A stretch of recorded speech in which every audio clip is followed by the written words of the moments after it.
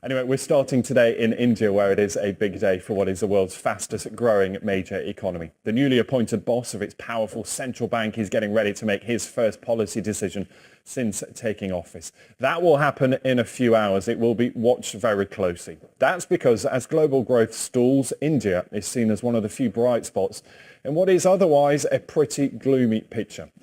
Last year, the Indian economy grew by 7.6%. That now outstrips its great rival China in terms of growth.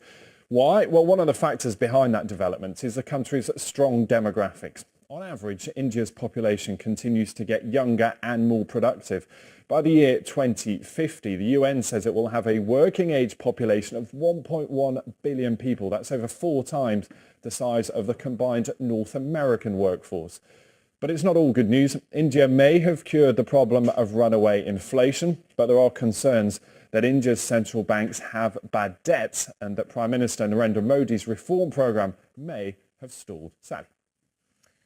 Thank you, Ben. Well, to talk us through the challenges, I'm joined by Russ Mould, who is Investment Director at the stockbrokers AJ Bell. Good morning, Russ. Nice to see you. So Ben outlining some of the issues, but as ever, India is an enormous country with a huge population and there is so much going on there. But in terms of the central bank itself today, will we see no change in rates? Well, that seems to be the consensus, but I think there's a strong feeling that if Urjit Patel, the new governor of the Reserve Bank of England, doesn't move today, there will be an interest rate cut in December. But of course, it isn't just his decision now. For the first time, we've actually got a 6-person monetary policy committee deciding what interest rates are going to be, rather than just the governor, which is how the system used to work. And that's quite interesting change, isn't it? Because the previous central bank governor, Rajaram Rajan, was seen as a rock star governor. Very opinionated, but he was one that didn't necessarily line up with Narendra Modi's reform programme. Not at all, no. Clearly there was disagreement there. So what about Urjit Patel and his committee?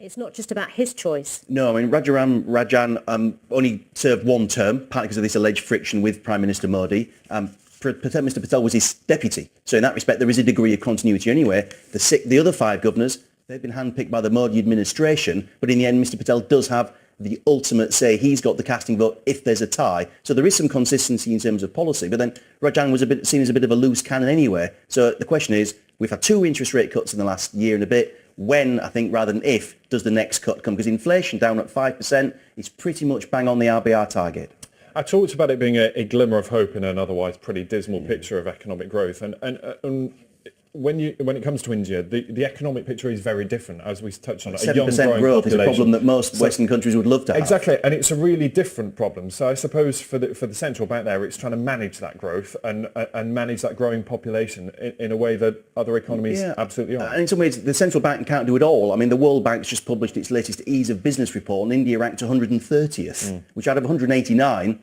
you're right down there with the West Bank. I mean, you're not surrounded by economic luminaries. So there are big challenges for the country, which monetary policy will never be able to fix on its own. And that's why Modi's got his reform programme. It's a matter of how far can he push that. And as you were saying, there have been a few lumps and bumps along the way there.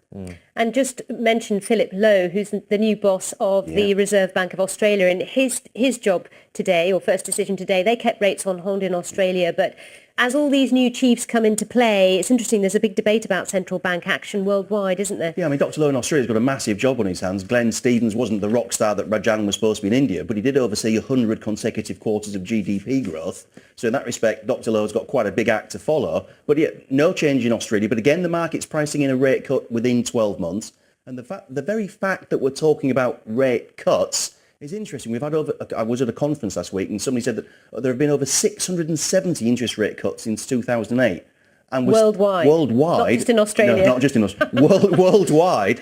And we're still talking about more, and we're still complaining about generally slow growth, things not really meeting their target. So there is this big debate. Can monetary policy do it on its own? Probably not. And that's why seeing more calls for fiscal stimulus, whether it's in the UK, Italy, Japan, Canada, or wherever. Russ, thanks for coming in. Pleasure. Appreciate your time. And when we hear from the Reserve Bank of India, we will update you on their decision.